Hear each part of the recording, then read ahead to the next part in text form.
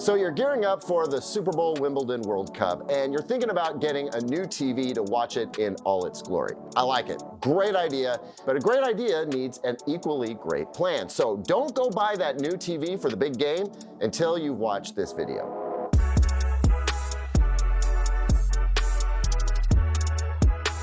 Welcome back, everyone. I'm Caleb Dennison, and if you're new around here, I review TVs and stuff.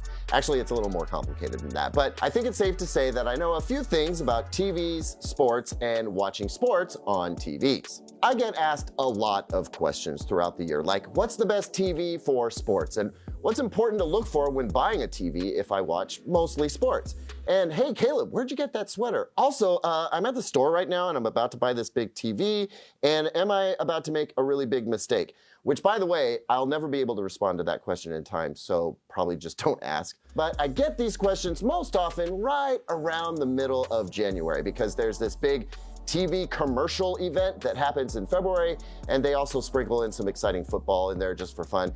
Kind of a big deal here in the US. Anyway, let's talk about what makes one TV better than another for watching sports, what to look for and what to ignore when shopping for a new TV, and also why anyone who says that buying a TV just for sports is dumb probably means well, but is also like totally wrong. Let's talk about sports TVs. So I think all of us have been to a sports bar or maybe even a friend's house and watched a game and thought, you know, that doesn't look great. Or maybe it was your house that you were watching a game and thought, that doesn't look great. Anyway, if you thought that, it might have been because the picture was blurry, or maybe the picture looked dim, or it looked splotchy, or the colors just seemed way off. Naturally, you don't want any of that in your new TV. I mean, you don't have to be a videophile to see that a screen looks dirty or your team's colors seem way off. Bad just looks bad.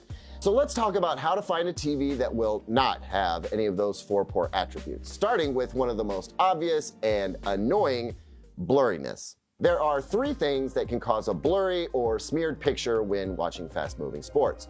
One is slow pixel response time, where the pixels just don't react quickly enough to the changing instructions from the TV. Another is a mismatch between the frame rate of the content and the refresh rate of the TV. That's how many times per second it draws a picture on the screen. And the third is poor motion processing. The brains of the TV are just not that sharp, not the sharpest tool in the shed, is what I mean. Often though, a blurry picture is caused by all three of those things happening at the same time. And the most common cause for that is that the TV is, well, it's cheap. And I don't mean that it's just inexpensive, a concept, by the way, that is very relative, but I mean it is of generally poor build quality, flimsy, cheap parts, just, you get it, it's cheap, right? Now, to be clear, you can get a good quality TV at a low price. For instance, the 65-inch TCL 5 series, that's a pretty solid TV. It works just fine for sports, good even. It's $550. That's a really good price to performance ratio for a 65-inch TV. So if you spend under $400 for a 65-inch TV, it's gonna be cheap and you probably won't love the way it looks for sports. Now, if we keep using the TCL 5 series as an example, it does sports well thanks to good pixel response time and good processing. 2 out of the 3 that I just talked about, right?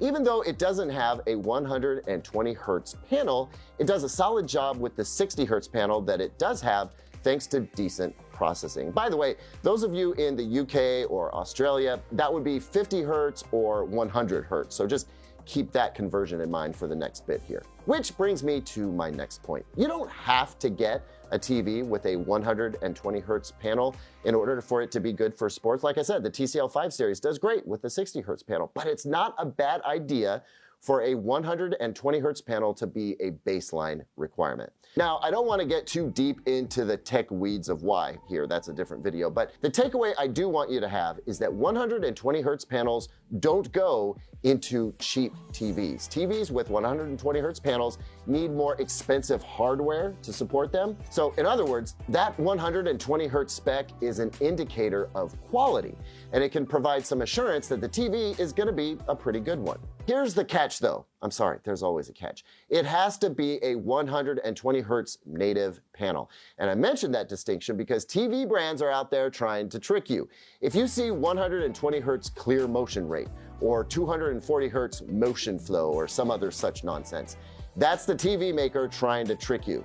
Look at a spec sheet. Make sure it says 120 hertz panel, because the better panel is the indicator that it's a better TV. Yes, it's worth the hassle taking a look at a spec sheet.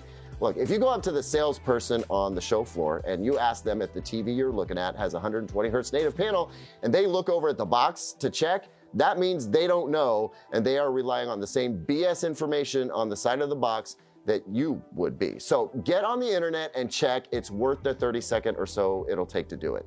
Now, the last thing I want to say about motion, and I'm making a big deal about the motion because it's one of the biggest issues when watching sports, but the last thing I'll say about it is that if you're okay with motion smoothing, that's frame interpolation, the stuff they call motion flow or smooth motion or whatever, that's fine. You can use it and you won't get a blurry picture. But just be aware that some people think it makes things look fake or two-dimensional. It's the kind of thing that's almost always turned on the TV in your hotel room, and it has sort of a soap opera look to it. If you're good with that, then almost any decent TV with that feature turned on is going to be able to make fast-looking sports look clear. But if you hate that look and you don't want to get a TV with a 120 hertz panel and just be safe. Okay, enough about motion. What else should you be looking for? Well, let's talk visibility. You want the picture to be bright and clear, right? Now, most TVs on the market today get plenty bright enough. The thing you should be aware of is how reflective the screen might be. If you have a lot of light coming into the room from windows when you watch, or if you have a lot of lamps or some other light source behind you when you're watching TV, I'm thinking neon signs in your game room, right? There's a good chance that if your TV is too reflective, that bright light is going to kind of wash out the picture and become a distraction.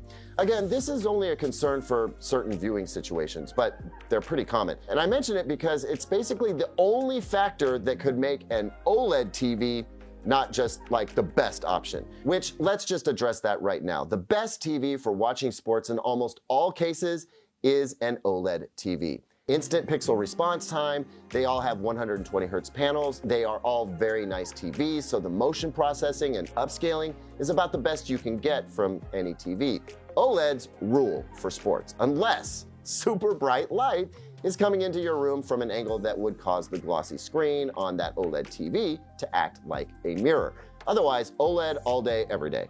But for the rest of you looking at LED, LCD, or QLED TVs, just a couple more things to be aware of on the TV side of things, and then I want to talk about how you can go about watching the game and how that can make a difference too. So the next thing to check for is screen uniformity. What you don't want is a splotchy screen, and unfortunately, you're not going to know whether or not you've got a splotchy screen until you get the TV home. Yes, sometimes getting the best TV for you can be a hassle, and I'm sorry that's the case, but get the TV home, plug it in. You don't want to get it all set up or wall mounted yet. Just connect it to the internet so you can stream YouTube, and then stream one of the screen uniformity test clips. If you see really bad splotchiness, I mean, if it just looks like someone spilled grease all over your brand new white or gray t-shirt here, then that TV has major screen uniformity problems, and you will see those splotches when watching football, golf, hockey, or anything else with big, wide areas of consistent color.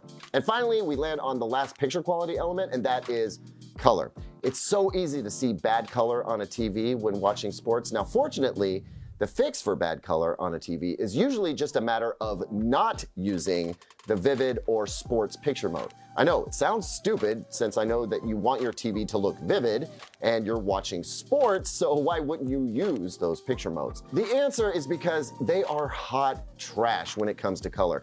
They sacrifice just about everything about picture quality to make sure that the picture is just bright AF. And honestly, a big reason brands do this is because they need to stand out among a crowd of TVs with a bunch of fluorescent lights beaming down from the ceiling. So try picking the standard picture mode if you must, or use something like ISF Bright or the cinema or movie preset, and then pump up the backlight. This will make sure that you get a brighter picture while also maintaining color accuracy, and I think you'll be happier in the long run. So that's the cheat sheet for finding a good TV for sports. 120 hertz panel is a great start. Make sure it has decent anti-glare or anti-reflectant on the screen if you watch in bright environments, and when you get it home, check for dirty screen effect and exchange it if you happen to get a bad one, which really doesn't happen all that often, as I've gathered. And then when you do get it set up, avoid the vivid or sports picture modes. Now, what about how you watch or get the game? Are streaming apps better than cable? What about using an antenna? So in my experience, one of the most common ways to watch sports is also one of the worst in terms of picture quality, and that would be cable or satellite.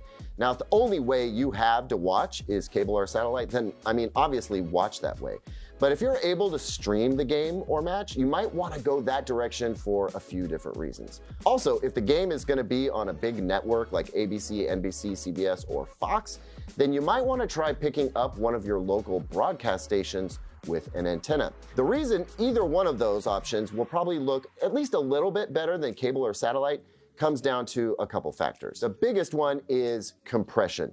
Cable and satellite operators have to cram a ton of signal down a pretty small pipe. Even if you have fiber-based cable with loads of bandwidth, cable operators are usually still sending that same bundled compressed signal down the same pipe. So it's highly compressed so it'll fit. And lower bit rate and bit depth mean less pixel information and less color information, and that just means your picture isn't as good as it could be. Don't get me wrong, cable and satellite can look very good, but streaming, if you have a solid connection and good bandwidth, can look even better. Now for streaming, if you're going to use a live TV streaming app with a bunch of different channels, like my experience has been YouTube TV has been reliably solid for picture quality, but the better play would be to use the network's own streaming app, like the Fox Sports app. In fact, sometimes you'll get an HDR signal that way, but don't expect 4K, and if you do get 4K, just know that it's upscaled 1080p at best, which honestly is still better than the 720p or 1080i signal that you normally get from your cable or satellite provider. Also, using an antenna, as old school as it may sound, can also be a good move to get better picture quality. It's also less compressed than cable, and it's free. Plus, if you happen to live in a market where ATSC 3.0 broadcasts are live, it might even look just that much better. That hasn't been my experience here in Portland, Oregon, but your market might be different. So there you go, some advice on what's really important if watching sports is your first priority. And the bonus is, a TV that's great for sports tends to be a great TV for just about anything else that you like to watch.